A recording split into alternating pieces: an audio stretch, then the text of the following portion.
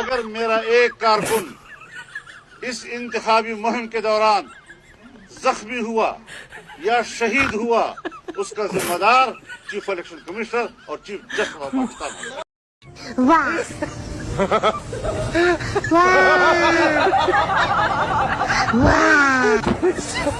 वाह شي نو بیا ودغه خلکو له ووټ نه ورکوي. دلته خو زرداري او نوښتې له څوک ووټ نه ورکوي که نه. دغه علما یې اخلي لمن ستا د ووټ نه ډکه کړي او هغه په بکسه کې هلته په اسلام آباد کې اچوي. مولانا صاحب خو خپله وزیر اعظم نه راځي که نه په زیرمان هلته د هغې سره ملګرتیا کوي که نه کوي.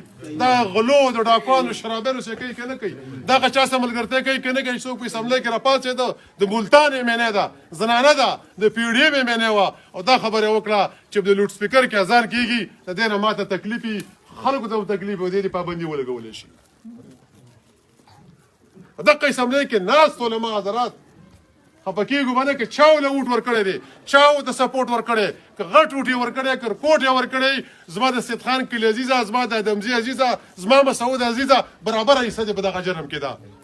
دا څومره خلک دا چې د لوږې د لاسه خودکشانې وکړې په دې پنجاب کې او په دې اټک کې او په دې پېښور کې په دې وړو پسې او په دې قطارونو کې دا چې مړه شو دا هغه چا اوسه حصه ده چا چې پی ډي ایم ته ووټ ورکړی دی، چا چې پی ډي ایم ته ووټ ورکړی حصه ده اوسه ولې حصه ده. دغه علما موږ ته وایي چې د چا سره ملګرتیا وکړه د هغه سبب په لار ځي او چې څه کرې هغه بریبي. بل ماته دا وویستی چې دی به په دې عمران په دور کې به چې تروړه په 1200 شوله مهنګایي مکا مار چې کړی او که نه یې وکړی. اسلام آباد ته تللی او که نه وتلي چې 300 ته ورسېده بیا یې خوله برسېره کړې ده چې پېټرول د 160 نه 330 او 40 ته ورسېده بیا یې خوله برسېره کړې ده.